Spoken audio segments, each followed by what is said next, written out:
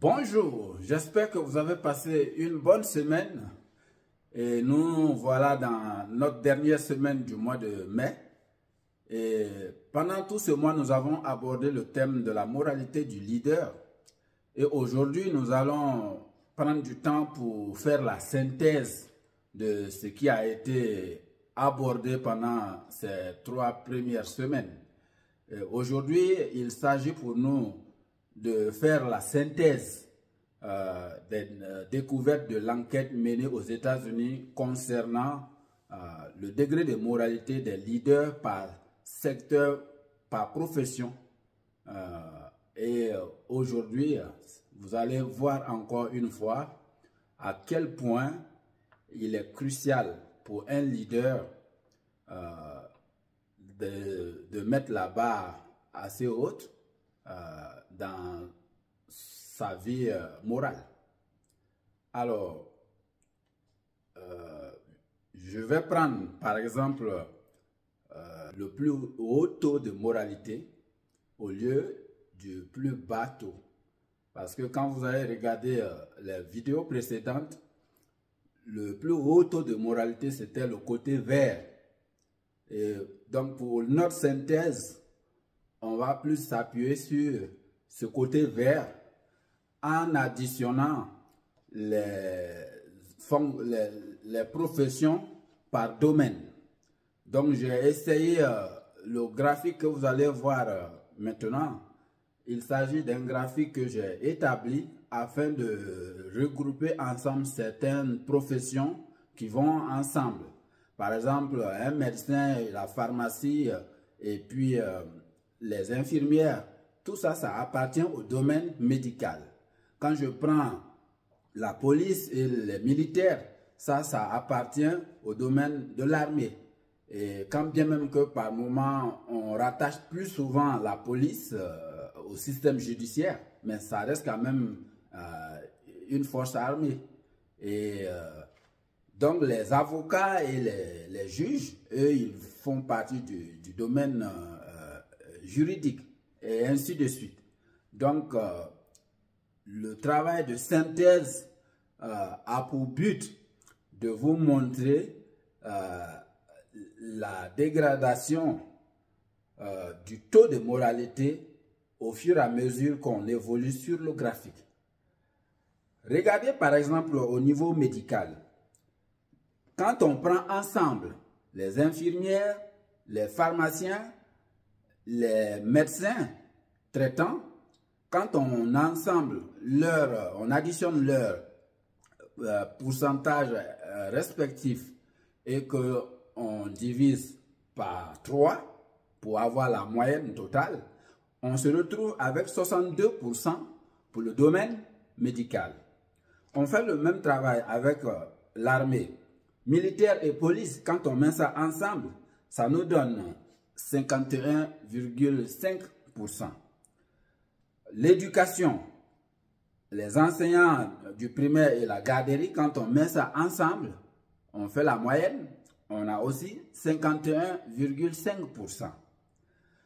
Pour ce qui est du domaine des pompes funèbres, je n'ai pas trouvé un domaine spécifique à les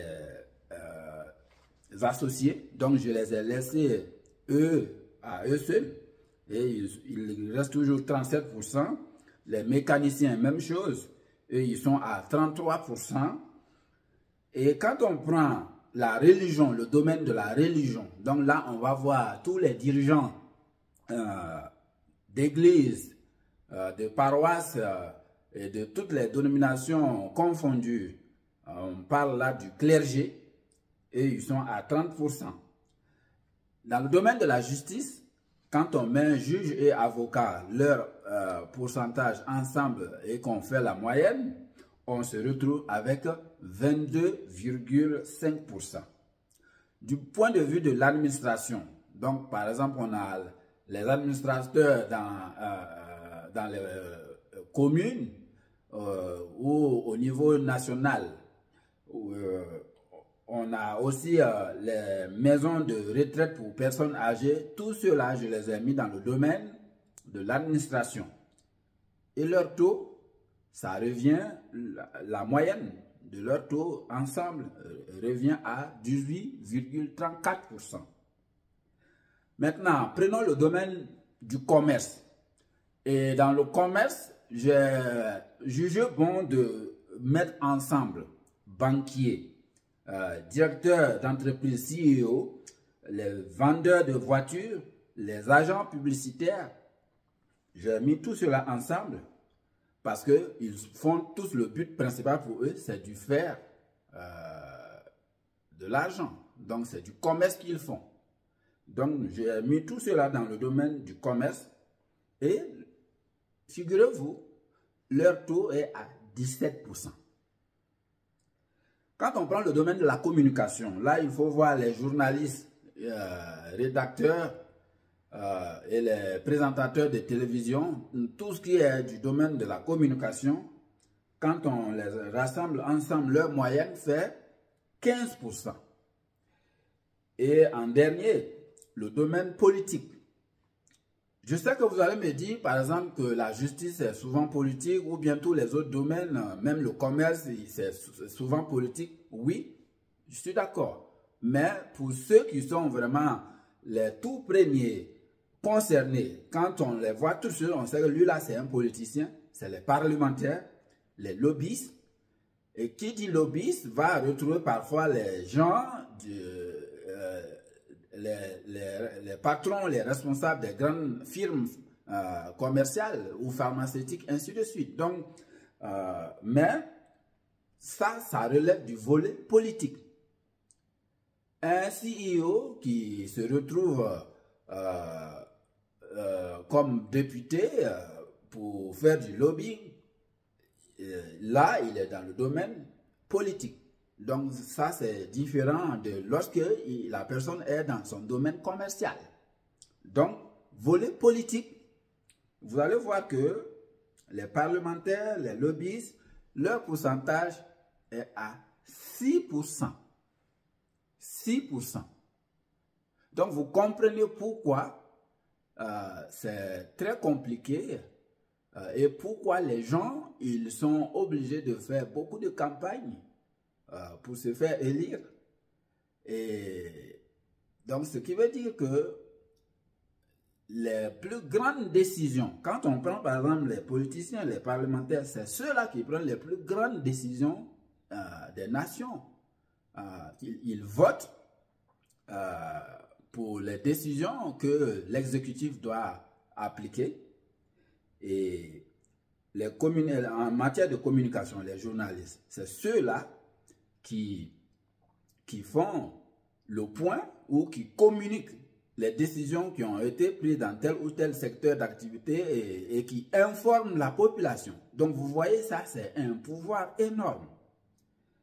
Maintenant, quand on prend le commerce, les banquiers et autres, mais voilà des gens qui ils détiennent votre argent dans leur compte, dans leur système bancaire. Et vous souvenez-vous quand la Suisse a eu un crash financier et que la Confédération devait venir à secours, la Banque nationale suisse devait venir en renfort. Donc, vous voyez ce qui s'est passé. Là aussi, on voit un pouvoir énorme que le domaine commercial a. Un pays ne peut pas se développer sans le développement du commerce dans le pays. Je ne connais aucun pays dans ce monde qui puisse fonctionner sans commerce. Maintenant, l'administration.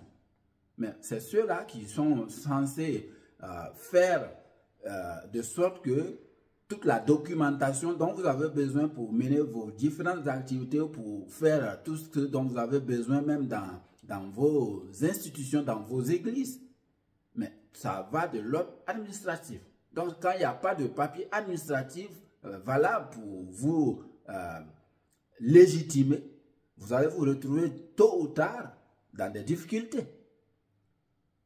Maintenant, les juges, la justice, mais ça relève de l'ordre, l'instauration de l'ordre et de la justice. Ça aussi, c'est un autre pouvoir énorme. La religion, ça relève quand même de l'ordre spirituel. Je ne connais aucune personne qui soit spirituellement touchée ou instable et qui puisse vraiment s'en sortir comme tel. Vous allez me dire, mais il y a certains qui ne vont certainement pas à l'église, mais ils font d'autres choses du point de vue spirituel pour maintenir leur degré de spiritualité intact. Hein?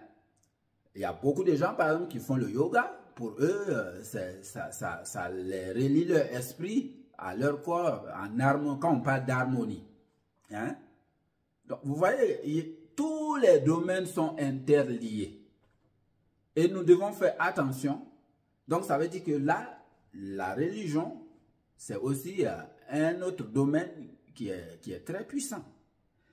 Et quand on prend les mécaniciens, voilà des gens, ils vous permettent de vous déplacer partout. Quand vous voyagez et que votre voiture tombe en panne ou votre moto tombe en panne, vous êtes tout de suite obligé d'appeler un mécanicien pour venir à la rescousse.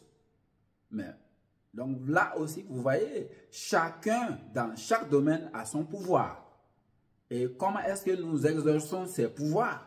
C'est de là que je tire la sonnette d'alarme. Et si vous regardez le graphique, vous vous rendez compte que